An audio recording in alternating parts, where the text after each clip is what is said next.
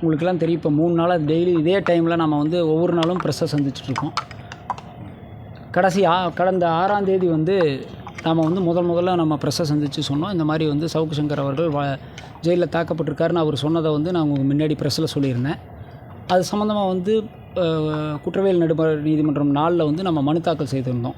அந்த மனு மீது நேற்று வந்து டிஎல்ஏ டிஸ்ட்ரிக்ட் லீகல் சர்வீஸ் அத்தாரிட்டியில் போய் பார்த்துட்டு வந்திருந்தாங்க.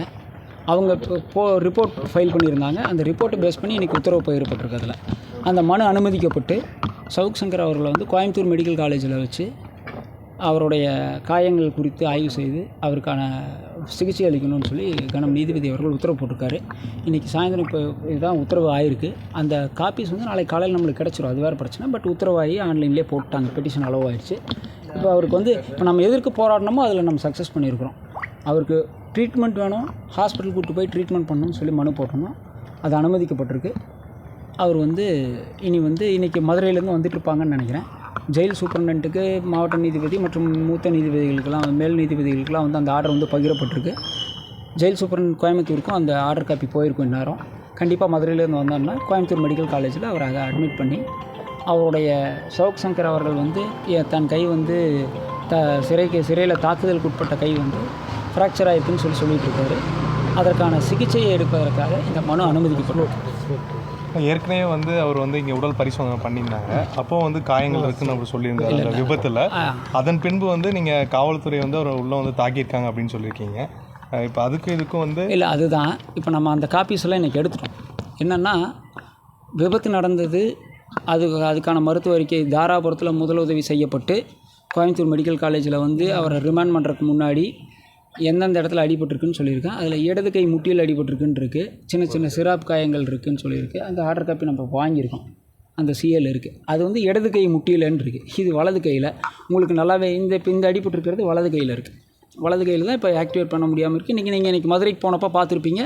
அவரெல்லாம் வந்து அந்த தொட்டியில் தொங்க விட்டுட்டு போன மாதிரி தான் கை தொங்க விட்டுட்டு போயிருப்பார். அந்த நம்ம பிரச்சனைன்னு சொல்கிறது கை வந்து வலது கை, ரைட் ஹேண்டில் தான் அவருக்கு அடிபட்டிருக்கு. இப்போது அதுக்கான மருத்துவ அடிக்கி தாக்கப்பட்டிருக்கிறதுனால அந்த கை வந்து இப்போது ஃப்ராக்சர் ஆகிருக்குன்னு தான் சவுக் சங்கர் திருப்பி சொல்லிகிட்டு இருக்கார். இது வரைக்கும் வீக்கம் குறையில. 3 நாளாக அவருக்கு எக்ஸ்ரேங்க கூட எடுக்கலன்னு நம்ம சொல்லிகிட்டு இருந்தோம். இன்றைக்கி நீதிபதி அவர்கள் உத்தரவு போட்டிருக்காங்க. அந்த உத்தரவு காப்பி ஜெயிலர் சூப்பரண்ட்டுக்கு போயிருக்கு.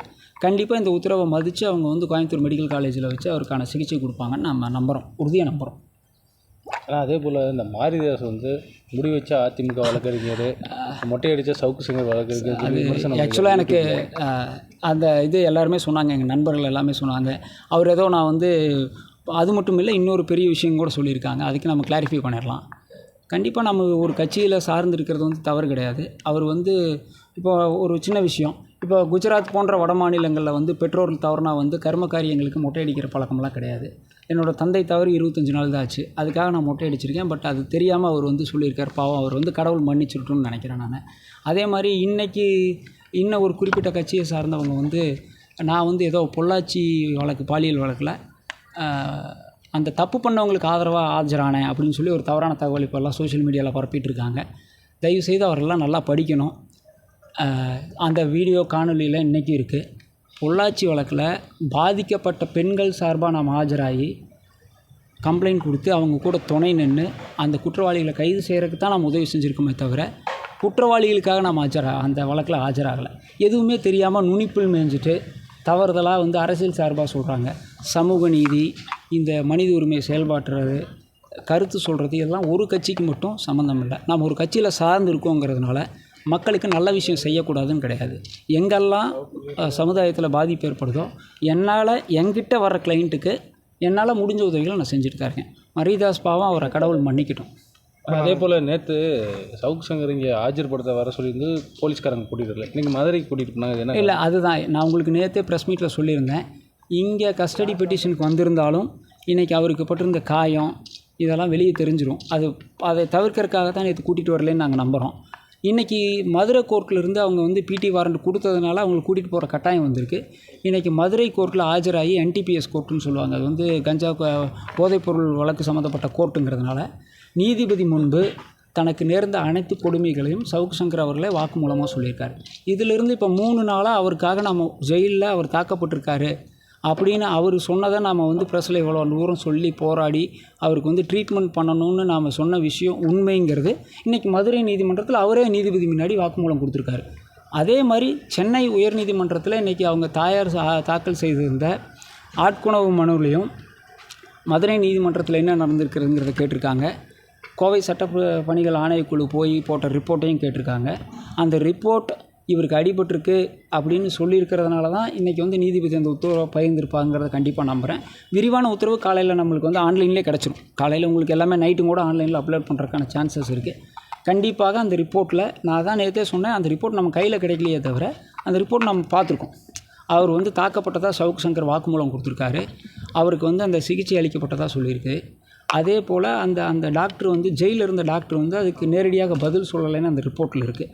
ஸோ அந்த ரிப்போர்ட்டெல்லாம் அனலைஸ் பண்ணி பேஸ் பண்ணிவிட்டு மறுபடியும் சொல்கிறேன், இந்த மக்கள் நம்புறது நீதிமன்றத்தையும் நீதித்துறையும் தான்.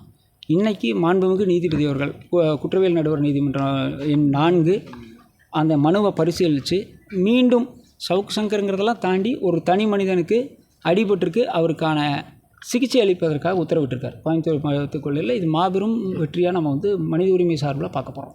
கடந்த முறையே வந்து தனியார் மருத்துவமனையில் சிகிச்சை வேணும்னு ஒரு கோரிக்கை இருந்துச்சு. இல்லை, நானுமே வச்சுருந்தோம். இந்த மனுவில் வந்து நாம் போட்டிருக்கிற மனுவில் கவர்மெண்ட் ஹாஸ்பிட்டல்லையோ இல்லை தனியார் மருத்துவமனை அதுக்கான கட்டணம் கூட அவங்களே செலுத்திக்கிறேன்னு அவங்க தாயார் தரப்புலேருந்து சொல்லியிருந்தாங்க. பட் இந்த மாதிரியான வழக்குகளில் கண்டிப்பாக கவர்மெண்ட் ஹாஸ்பிட்டலில் தான் அட்மிட் பண்ணுவாங்க. நாம் எல்லாத்தையும் சந்தேகப்பட்டோம்னா இந்த உலகத்தில் வாழவே முடியாது. கவர்மெண்ட் ஹாஸ்பிட்டலுங்கிறத இன்றைக்கும் ஏழைகள் வந்து நம்பி போகிற இடம் கவர்மெண்ட் ஹாஸ்பிட்டலாக தான் இருந்துகிட்ருக்கு. முடியாதவங்க கவர்மெண்ட் ஹாஸ்பிட்டல் தான் போகிறோம். கவர்மெண்ட் ஹாஸ்பிட்டல் டாக்டர்ஸாக நம்ம நம்புகிறோம். டாக்டர்ஸ் வந்து தெய்வத்துக்கு சமமானவர்கள். அவர்கள் இந்த விஷயத்தில் வந்து எந்த விதமான புற அழுத்தத்துக்கும் மயங்க மாட்டாங்க, இல்லை பயப்பட மாட்டாங்கன்னு நம்ம நம்புகிறோம். ஏன்னா இது வந்து ஆல்ரெடி வழக்கு உயர்நீதிமன்றத்தில் இருக்கிறதுனால கோயம்புத்தூர் கவர்மெண்ட் ஹாஸ்பிட்டலில் தவறு நடக்கிறதுக்கான வாய்ப்பு இல்லைன்னு நம்புகிறோம். அப்படி தவறு நடந்தால் மீண்டும் அதை தட்டி கேட்பதற்காகவும் அதை எதிர்த்து போராடுவதற்காகவும் உங்களுடைய துணையோடு நம்ம கண்டிப்பாக மறுபடியும் நீதிமன்றத்தை நாடுவோம். அதனால் எந்த இடத்துலையும் மருத்துவர்கள் தவறு செய்வதற்கான வாய்ப்பு இல்லைன்னு தான் நம்ம நம்புகிறோம். ஏன்னா அவங்க முன்னாடி போகிறது வந்து அது சவுக்கு சங்கரா கோபாலகிருஷ்ணன்லாம் பார்க்க மாட்டாங்க. அடிபட்டிருக்கு, அந்த உயிரை காப்பாற்றணும்னு நினைக்கிறதான் ஒரு டாக்டரோட வேலை. இந்த காயங்கள் உண்மையாகவே ஃப்ராக்சரா, ஏன் அந்த மாதிரி வீங்கிருக்கு, ஏன் அவர் கை செயல்படலை, ஏன் அவருக்கு அந்த கொப்பளங்கள் வந்திருக்கு, சூட்டு கொப்பளங்கள் மாதிரி, அது இன்ஃபெக்ஷனு, அவருக்கு சுகர் 240 இருக்குதுன்னு சொல்லியிருக்காரு. இதற்கான சிகிச்சை எல்லாமே கொடுத்தாலே அவருக்கு வந்து நல்ல விதமாக வந்தாருன்னா போதும். அதுக்கப்புறம் அவர் வழக்கு சந்திக்கட்டும். வழக்கு சந்தித்து அவர் நிரபராதினா விடுதலை ஆகட்டும். நீதிமன்றம் வந்து அவர் குற்றவாளின்னு சொல்லிச்சுன்னா அது தண்டனை அனுபவிக்கட்டும்.